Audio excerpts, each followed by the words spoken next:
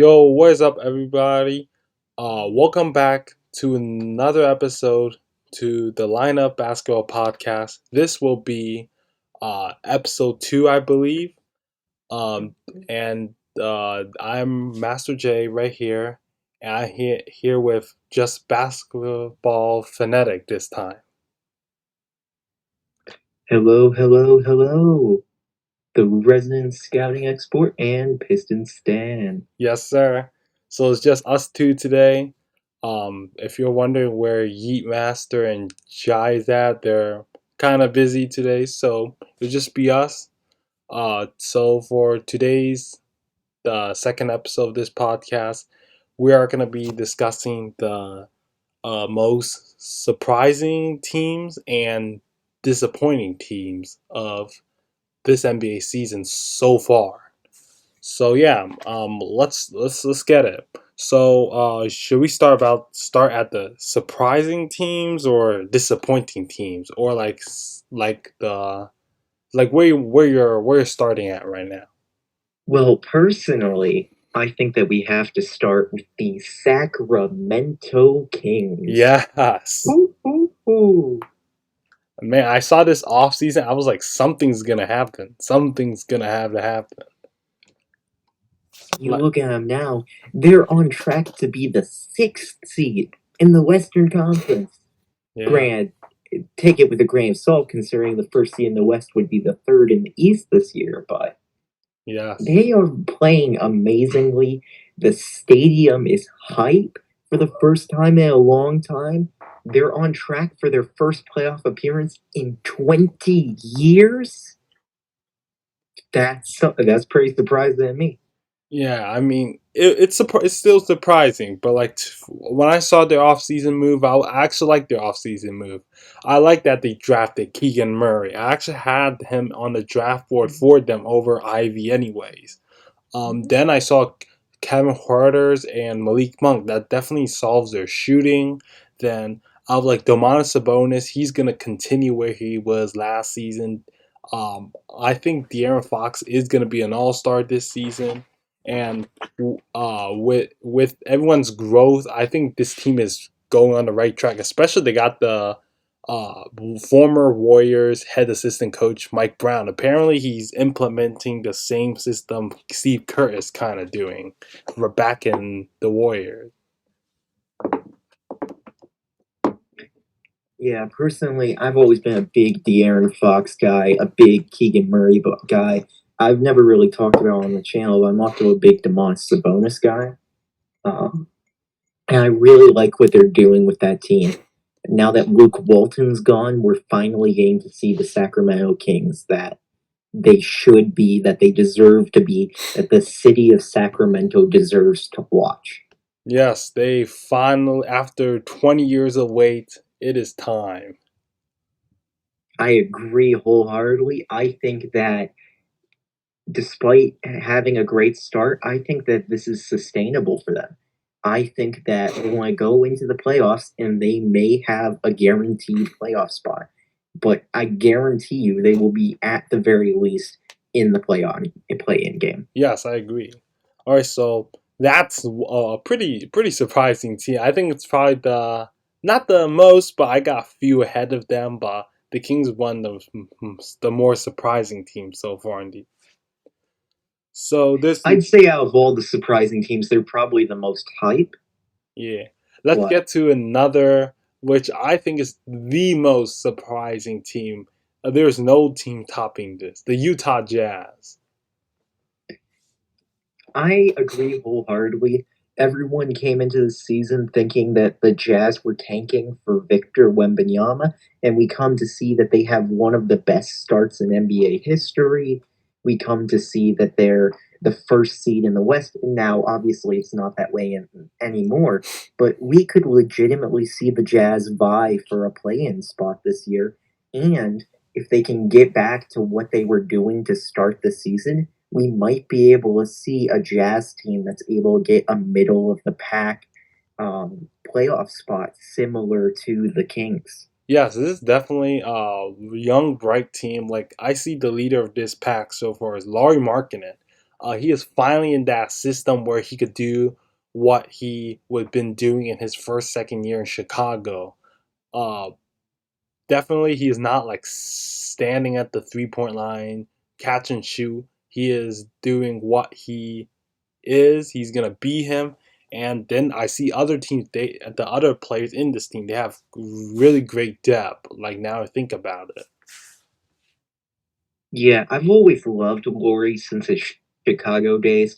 I really hated when they stopped using him as much. I always hated that he was in Zach LaVine's shadow, and I really love that now he's in Utah. We're finally getting to appreciate him for what he is because he's not really doing anything new that we haven't seen before from him, but he's able to do it A, consistently on a nightly basis, and B, he's able to get the chance to do it. Yes, I agree with that. He's been like the best player in this Jazz team so far. And then I'm looking at the other players. I see. Let's see. What am I looking at? I'm looking at Mike Conley. They have like two players who could be a starter, but they're off the bench, which brings a lot of offense to this team. Colin Sexton and Malik Beasley. They're like score first players, in my Oh opinion. yeah, Malik Beasley, Colin Sexton, love him because okay, I'm going to make a wild take here, but for the last few years, I've looked at Colin Sexton and Malik Beasley, and as your second, third option guys at shooting guard, I've legitimately thought them as the best second or third option shot creators in the league because obviously they're not your number one guy. They're not going to go out and drop 50. Granted, Colin Sexton used to be that guy, but he wasn't given the chance, so he's not that guy anymore. But Malik Beasley, we saw him in Minnesota. These are guys that can go out, find a shot any which way, and get you buckets fast, which really matter with a scoring punch off the bench. Because if you want a team on your or a good solid second unit, you need to be able to trust there's at least one guy that can go out and get you back into games. It's one of the reasons why Tyler Hero was so effective in the bubble run for the Heat. Yes, you add in like they're like the spark off that bench. And then on the starting, I love Jared Vanderbilt. I was kind of bummed when the Wolves gave them up. I'm like, you giving up two major defensive contributor, Patrick Beverly. Now we all know he was traded for Taylor Horton Tucker, a young piece that they could work on. But then Jared Vanderbilt, he is like I think he's their best defender right now in the team, the Jazz team. I guarantee you, if they kept Vanderbilt, the Wolves would be one of the top defenses in the league. Because you look at how good they are when they're operating at their fullest, and you think Jared Vanderbilt, as the versatile weapon he is, how he makes up for the mistakes of guys like Rui Gobert who aren't fast enough to switch on to perimeter players, and Anthony Edwards' inconsistency with his defensive knowledge. If you kept Jared Vanderbilt, you would be in a position where you really can't beat them because they have such good shot blocking, because they'd have such good length, because they'd have such good mobility around Rudy Gobert. Yeah. Okay, I'm gonna wrap it up. So like the team also plays unselfishly. They're giving everyone touches, chances to play. That is props to their head coach, Will Hardy, and the team right now. I believe they're the sixth seed. They fell on first, but like to be honest, the Western Conference is like really tough right now. It's so stacked. If you lose like one or two games, you fall off to the fifth, sixth, seventh, eighth seed. They're sitting at the eighth seed right now. The Kings have the sixth. Yeah, they only lost like three or four games. They just felt that's how stacked the West is right now. Yeah, so they're, in my opinion, the most surprising team so far. So let's move to one more, then we'll go to the disappointing team. And maybe we can go back. Depends if you got additional. Uh, Well, for my last surprising team, I think that we can both agree on this. When Donovan Mitchell got traded to Cleveland, we were like, okay, this is a solid trade. Colin Sexton was involved, so I thought that they lost, but now Colin Sexton isn't being Colin Sexton, so whatever. Um, but when that happened, no one was expecting the Cavs to suddenly be a contender. They were expecting, sure, the Cavs might be a playoff team this year. In fact, there were people thinking that they might not even be a playoff team. Yeah, I But think you look at the improvement on this roster and how perfectly Donovan Mitchell fits into the system. Donovan Mitchell, when he came here, everyone expected an all star. What they got was an MVP candidate. It is yeah. crazy. I think is that the thing missing with the Jazz team is that he fits perfectly with the Cavs team where they they have like the perfect players to complement it. In the front court they have Jarrett Allens and Evan Mobley surround around Donovan Mitchell where he could do something with that ball. They could pick and rolls, they could Yeah, lob in the that pick and paint. roll game is nasty. Yeah, there's like you got Nasty. two 7 footers. Got Exactly. two 7 footers. And then on top of that, you have Darius Garland on as a secondary playmaker on catch and shoot. Yeah, like people didn't understand why they made this train in the first place because they need that scorer to take off the load of Garland because he's not a primary scorer. He's just that guy who could get you 18 to 22 points a game at great playmaking and solid defense and good efficiency. So like Mitchell definitely solves that issue, and he has ascend his game as well because of how he fitted this team.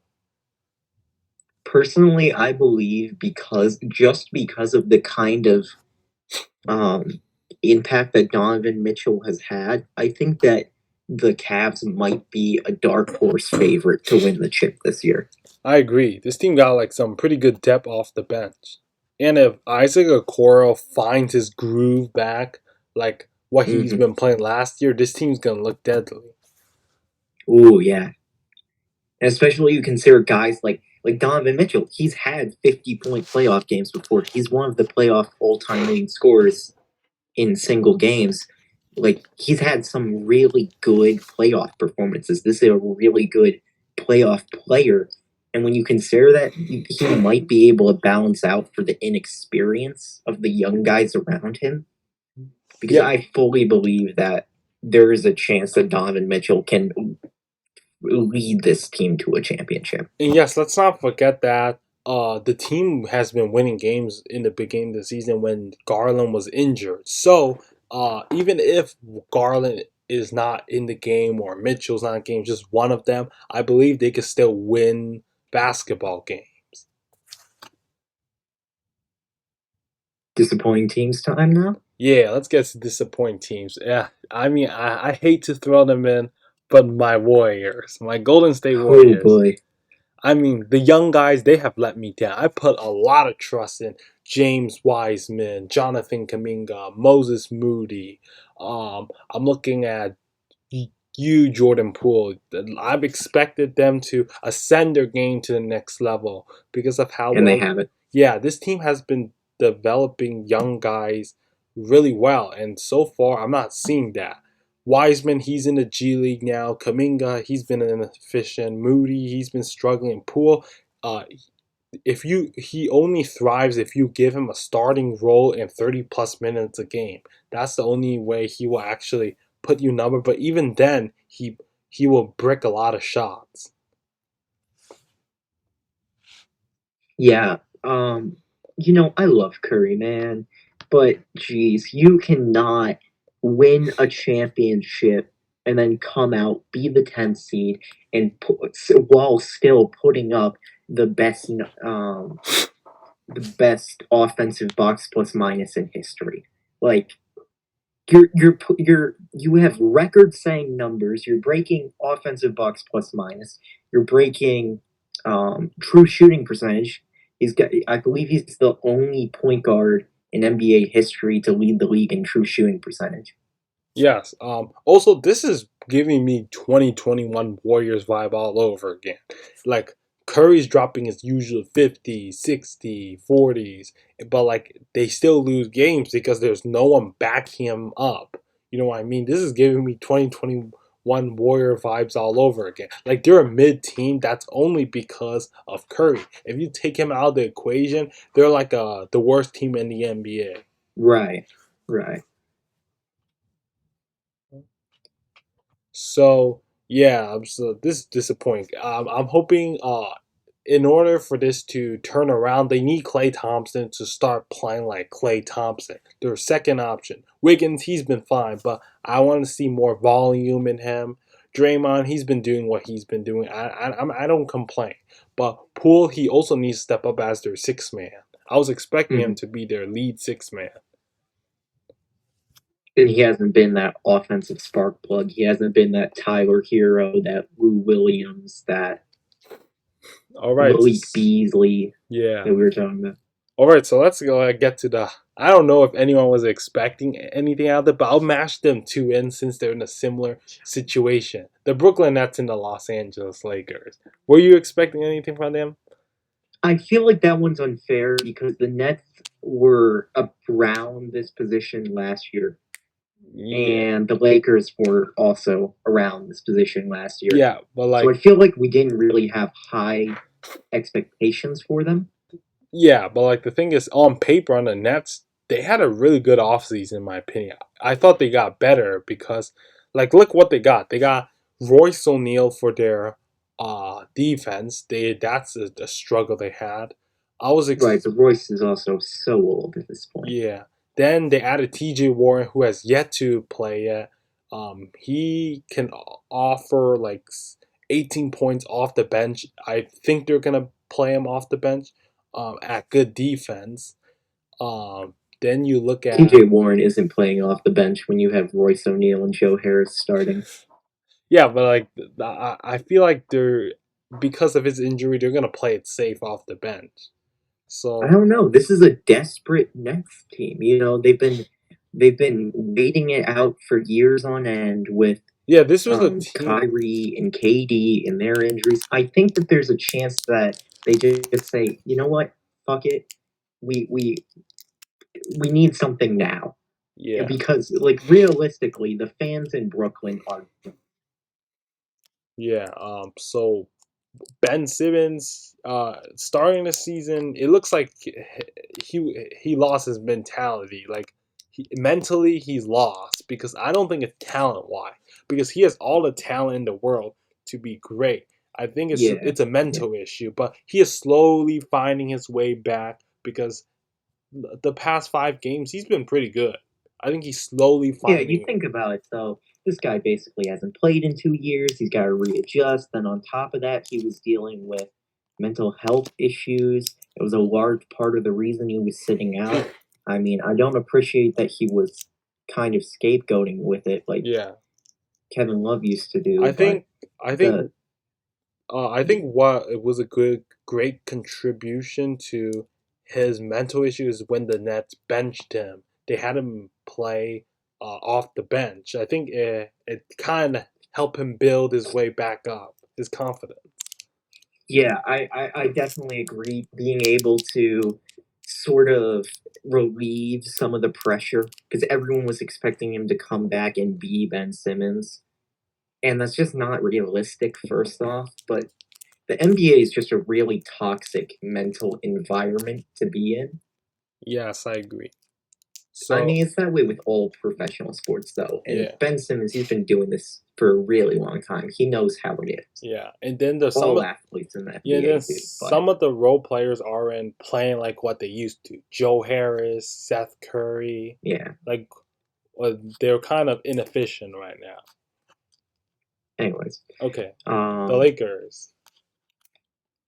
Lakers just bad. Yeah, I mean, Shout out to Lonnie Walker for coming out about his stuff, though. You know what?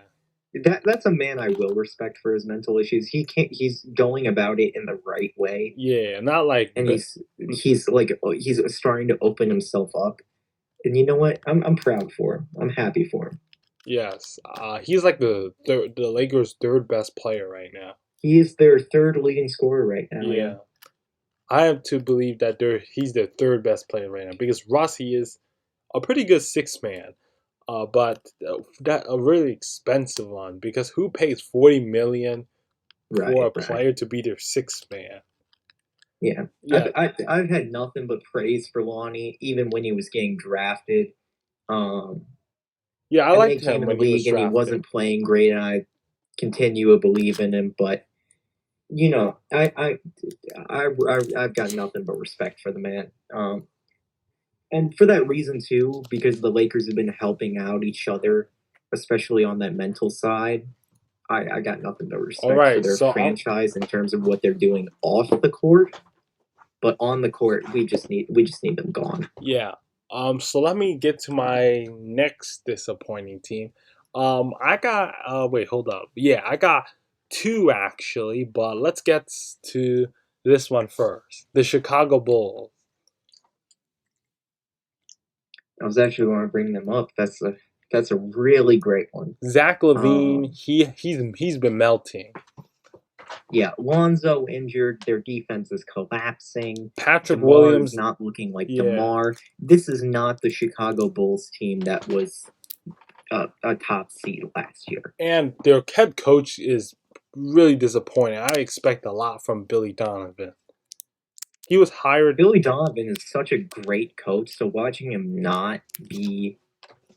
Yeah, he's been not making. be able to lead a team with such a considerable amount of cohesive talent is very sad. You know, you think about what he did over in, I want to say Florida, and you think about what he's done in his time with OKC.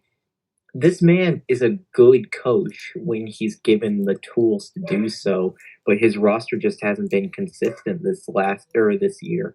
And let me just tell you, um, the Bulls looks bad, really bad right now on that Vooch trade because they traded Vucevic and a few firsts. I think one turned out to be Franz Wagner. Wendell Carter Jr. looks better than Nick Vucevic, and they gave another future first, which is we don't know yet. And then there's Otto Porter's, but he's not on the team, so it doesn't matter. But like they gave up Wagner, a center who's better than Vooch now in Wendell Carter Jr. and a future first. This isn't looking good because the Bulls that for a future first is looking like a lottery pick. You know, that's very true, but I've also been a firm Nikola Vucevic believer back from before that trade happened.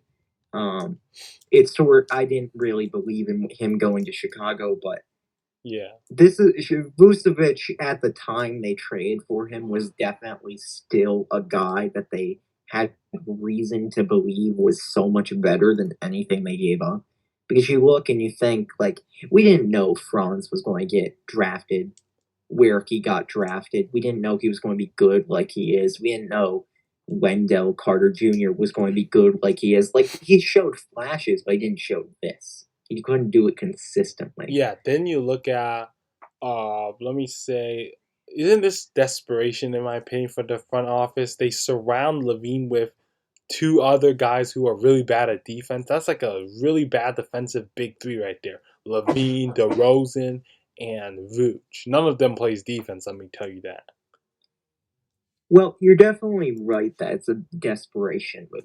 This is a Bulls team that saw they had something and decided to make a move to Yeah. All right. capitalize on it. Yeah, let's move to the Miami Heat. The Miami Heat. Okay, let I me don't just know what you start want off. me to say here. Let me Jimmy just Buckets, my guy. Need to see more out of you. Bam. Need to see more. I need to see it more out of all of you. okay, let me Honestly, just tell you something. Move Tyler Hero back to the bench. He doesn't belong. I mean, he doesn't belong. listen, it's not that Tyler Hero doesn't belong in a starting lineup.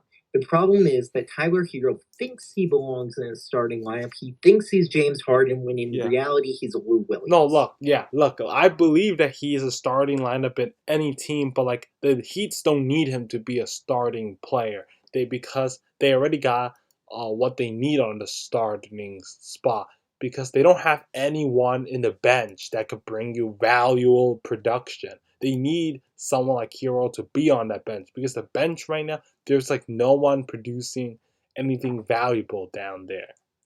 Hero is easily one of the best, if not the best, bench scoring punch in the league.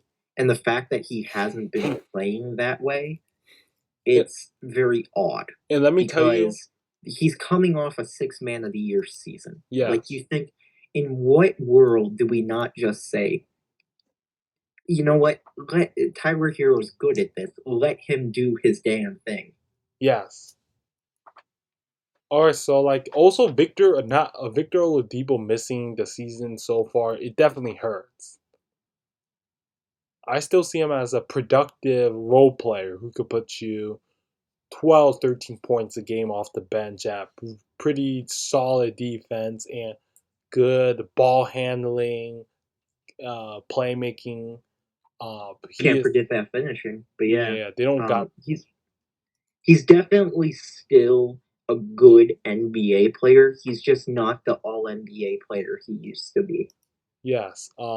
We've been talking about a lot of East disappointing teams. Is there any West? Let me take a look at Didn't we? I feel like the we really we only talked about the two Warriors. East They teams. We oh, let me talked tell you. about Oh, I what? We got talked one. about the I got one. Warriors. We The talked about the Timberwolves. Wolves. Oh, we did. We talked about the Timberwolves. The Clips. No, we talked about the Warriors and we talked about the Lakers. Let's talk about the Timberwolves because they've been yikes. Yeah. I mean, come on now. When you trade for a three-time defensive player of the year and have a below average defense, your defense got worse. Yeah, you have some things that you need to sort out, Minnesota.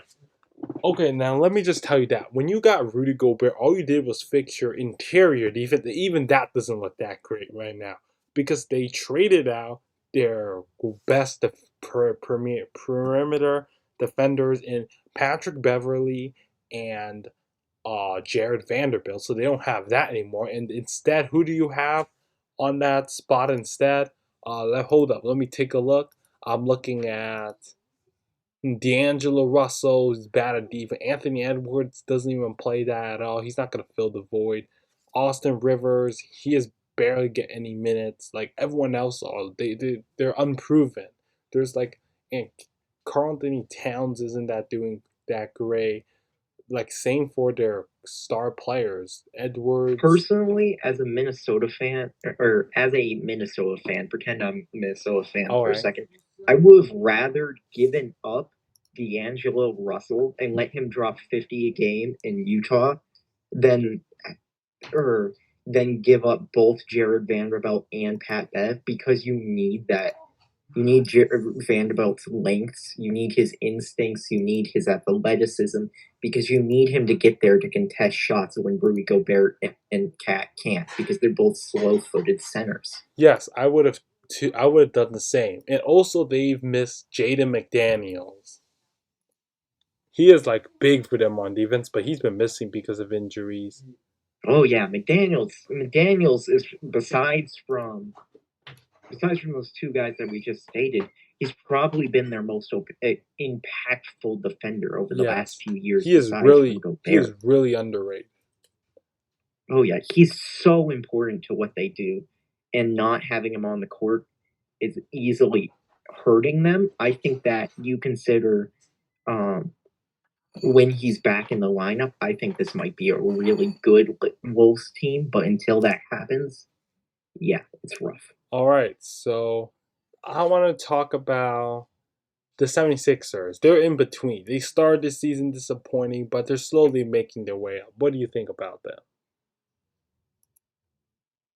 Personally, I think they're right around where they should be. I Yeah, think the only thing wrong with it is the fact that the Pacers are above them. But yeah, they're a you know, surprising team. shout out to Tyrese Halliburton Yo, for let's leading talk the about league in that. assists in his third year. Yeah, Yeah, this guy's kind of good at basketball. yeah, and he's the first player to have 40 consecutive uh, straight assists with zero turnovers.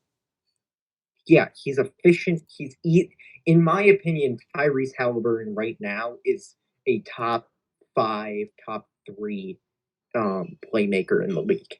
And let me tell you, Benedict Mathurin, he's if he could win in top Paul Banchero, win Rookie of the Year, he could be the first ever player to win Rookie of the Year and Six Man of the Year. Oh yeah, Mathurin has been amazing. one of those guys like Keegan Murray that I was thinking would be this all around threat and had a legitimate star potential. They were probably two of the most uh, well rounded players. And I really love to see them playing the way they should, but Mathurin has just been amazing.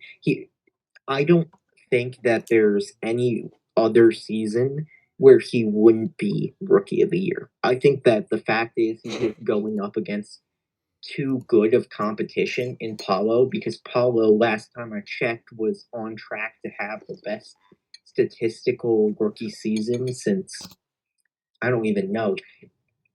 All right, let me But just he was on track to do better than MJ, to do better than LeBron, to do better than all these amazing names. It's just crazy. okay, let me just also throw out that back in the offseason when he said that LeBron will have to prove that he's better than me, I saw I was like, you know what? Benedict is a rookie to watch out. I love the confidence. I really think that confidence will pan out, and so far I'm not disappointed. I'm looking. I was like, This man's mentality. yes, if you God got a dang. mentality like that, usually you're gonna stick it to it. You have to be a different level of insane to go out and publicly state that the player who says that, or the player who like half the media thinks is the greatest of all time, has to prove that he's better than you when you haven't even played a professional minute yet. The kind of confidence you have to do that is so unreal. And I trust that this man is going to be taking and making big time shots when it matters as soon as not even yes, just this sir. year, but I wager this man could be taking them today. He's just Yeah, he's special. unreal. Also, let me just tell you, I think it was yesterday or a few days ago, the Lakers versus the Pacers anticipated matchup because Mathurin versus LeBron, and they won the game by 2 because of that Andrew Nembhard game winner, but uh, Mathurin actually outplayed LeBron that game. He played better than LeBron. Which is a crazy thing to think about, to look at how these rookies are out here outplaying guys like LeBron. Mathurin was out, he's been outplaying everybody. Like, there were games where it was outplaying Luca. It's Yeah. crazy. Yeah, but then they have their rookie point guard, Andrew Newmar. He's been solid. He's been solid, straight up solid. He put that game winner. He is like leading the rookies in assists. Mm-hmm. Yeah. Also, let me take a look. I You know what? Just shout out to the Pacers for developing their playmakers in this way. They've Yeah. really been working on their point guards in a team first fashion, and it's really starting to show. Yes. And yeah, I think that's pretty about it. Unless some people might be surprised at the Nuggets but I won't be too surprised because Jamal Because they're Murray. finally healthy, yeah. Yeah. But You people. know what I might want to throw out there is just one final notion. Keep an eye on this Wizards team. There's Yes. no way that this team should be fighting for a playoff spot, and they are. Yeah. I They're mean. being led by Bradley Beal the same way. This, you know what this reminds me of? This reminds me of those old school Zach Levine led Bulls teams. Yeah. You know that weren't that like before Demar, before they had Lonzo, before they had like good players around. When it was him and Laurie Markkinen. And Kyle Kuzma is like that marketing. Right now he's putting up. Exactly, and that's it. It's just it feels exactly like that. I don't think that they have any chance of winning a championship, but it's just it's a vibe. It's Kuz fun to watch, despite them being a middle of the pack team. You know, they aren't bothering anybody. They are just kind of chilling out in the middle of the table, and they're going to make Chicago. Wow. But they're going to make the capital a really interesting basketball city for the end of the season to see how they end out. Now, I'm not too certain about them being an exciting playoff team to watch for that last 2 weeks when they're fighting for that playoff spot. It's going to be really fun. Yeah, Kuzma, in my opinion, this is his best season yet. He is scoring the, his career high on the field, 46%